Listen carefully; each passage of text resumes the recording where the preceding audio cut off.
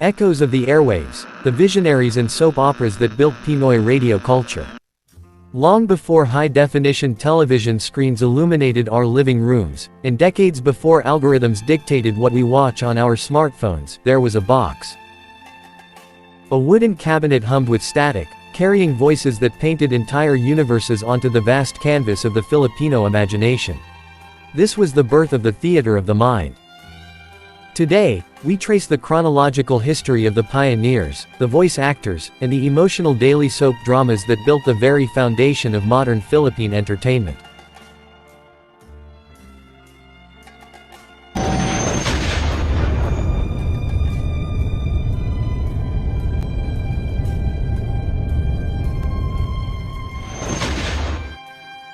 The genesis of the soap drama 1949. Our journey begins in the immediate aftermath of the Second World War. In 1949, a brilliant pioneer named Lina Flor penned a daily serial for DZRH. That show was Gulong ng Palad. For the first time, a radio drama became an absolute national obsession. Lina Flor single-handedly authored the cultural blueprint for the Pinoy soap opera, mastering the class divides, the forbidden romance between the impoverished Luisa and the wealthy Carding, and the cruel matriarchs that still dominate our media today. Decades later, when the radio serial migrated to television, it proved its timelessness by launching the career of a 4-year-old child star named Romnick Sarmenta. Following this historic wave, other massive radio soaps gripped the public. The legendary Liwayway Arcio penned Ilaw ng Tahanan, chronicling a mother desperately holding her family together after financial ruin. Then came Claudio del Mundo Sr.'s Prince F. Amantee pioneering the fantasy drama genre. Bringing these text scripts to life inside the recording booths was Eloisa Cruz Canlas, known to millions of nostalgic listeners as Lola Cela Bongarera. Canlas was a vocal chameleon. In massive radio fantasy hits like Zimitar, she performed absolute miracles. Without stopping the tape, she would voice an innocent young child, seamlessly morph into a heroic prince, and then instantly shift her vocal cords into a bone-chilling witch, all in one single, continuous live take. Together, these pioneers built the emotional spine of early Filipino pop culture.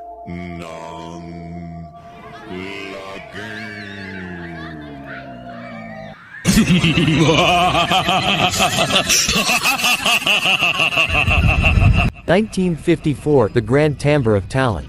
By the mid-1950s, radio evolved from a storytelling medium into the ultimate launchpad for the grandest of Filipino musical dreams. In mid-1954, a nationwide amateur singing search debuted over the AM airwaves of DZBB. Tawag ng Tanghalan. Sponsored by the Philippine Manufacturing Corporation and originally known as the Purico Amateur Hour, it drew an astronomical 45,000 applicants in its very first year. Families across the provinces would glue themselves to their battery-powered radios as the beloved film star Jaime de la Rosa stepped up as the main MC, maintaining the program's prestige. But it was the legendary comedic duo of Lopito and Patsy who truly stole the country's heart.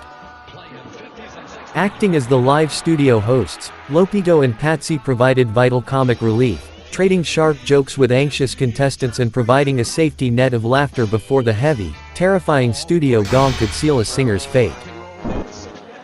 Through its traveling provincial auditions, this radio colossus discovered and launched the immortal careers of musical legends like Diomedes Maturin and a 14-year-old Nora Honor, long before they ever set foot on a television screen.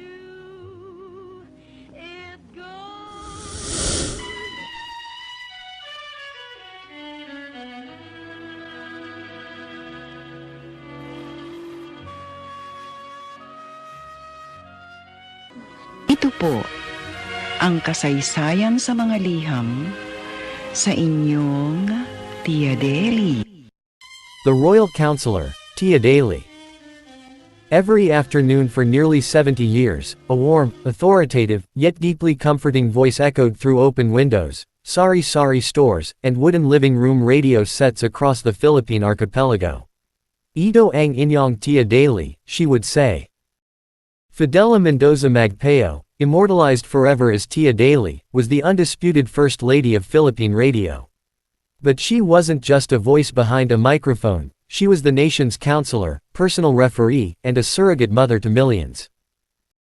Her long-running program, Ang Inyong Tiya Dely, pioneered the modern counseling and advice format on local airwaves.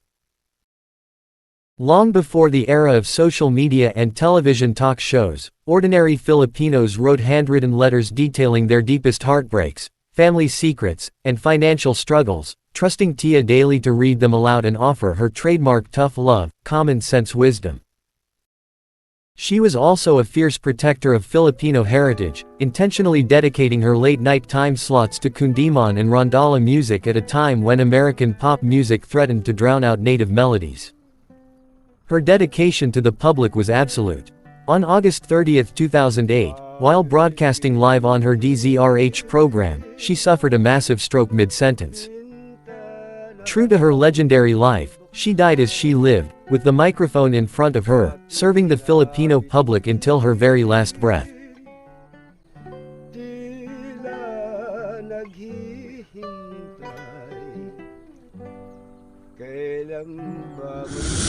Patuloy na inyong napakinggan sa panghuling bahagi ng ating palatuntunang O Johnny, O Johnny, O Johnny. Subalit bago lahat, bago natin tapusin ang ating palatuntunan, meron akong ibig na isa-impapawid at ito'y may kinalaman dito sa ganyan ng buhay. Noong araw, may dalawang magkaibigan, driver at ang isang konduktor. At ang bili ng kanyang konduktor, mag-ingat ka at mayroong magnanakaw sa kanto. Ngunit ngayon daw ay iba na ang ipinapayo ng konduktor sa kanyang driver. Mag-ingat ka at mayroong pulis sa kanto. By the 1970s, the energy of the airwaves was amplified to maximum by another icon. Enter Johnny De Leon, the legendary host of the groundbreaking program Londagain Mo, Baby. On DXLX and later DZMM. Johnny De Leon was the ultimate champion of the massa, the jeepney drivers, the wet market vendors, and the construction laborers. Before Johnny De Leon stepped up to the microphone, Philippine radio broadcasting was stiff, formal, and strictly proper. Johnny completely shattered that rigid mold. He became a cultural icon by broadcasting in the raw, vibrant, everyday street language of the common Filipino. He gave the working class a legitimate voice on the airwaves, popularizing high-energy catchphrases like Londagain Mo Baby, meaning go for it, baby, to motivate ordinary citizens as they began their grueling daily grinds. By seamlessly blending sharp, unfiltered political commentary with laugh-out-loud comedy, Johnny De Leon proved that the radio microphone belonged squarely to the streets.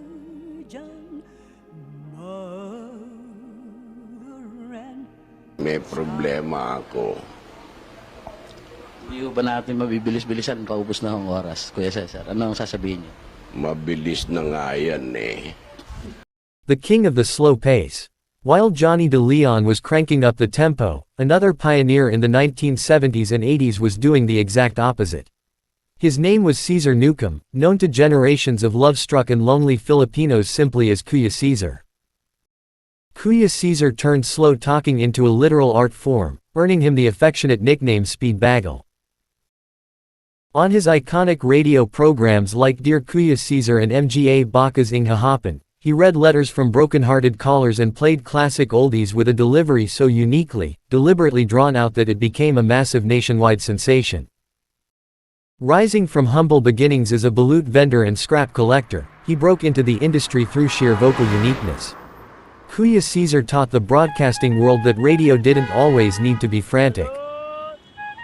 He proved that sometimes, slowing down, lowering your tone, and letting the silence breathe was the most powerful way to touch a listener's soul.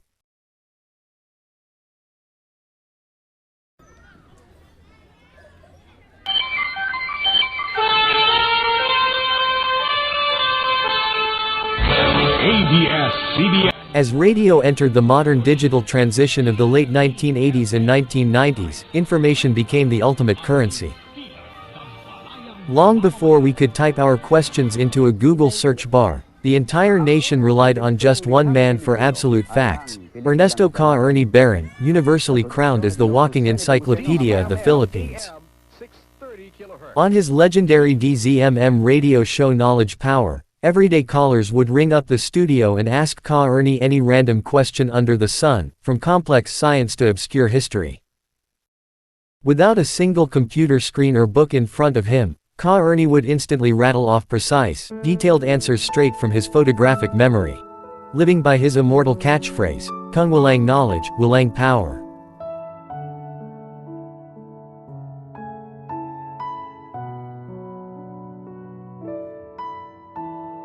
From the scriptwriting genius of Lina Flor, Liweiwei Arcio, Claudio de Guzman Sr. and Eloisa Canlas, the grand musical stage of Tawag ng Tanghalan, the maternal guidance of Tiya Dely, the street vibe of Johnny De Leon, the soothing cadence of Kuya Caesar, and the raw intellect of Ka Ernie Baron. These individuals were not merely performers reading words on a page, they were the absolute architects of our national consciousness. They built a timeless theater of the mind. And though many of their physical microphones have gone quiet over the decades, their legendary, powerful echoes will play on in the very heart of Filipino culture forever. This has been the history of the pioneers behind the airwaves. Sign off. Ang pagmumuni-muni sabay sa pagkalagas ng panahon.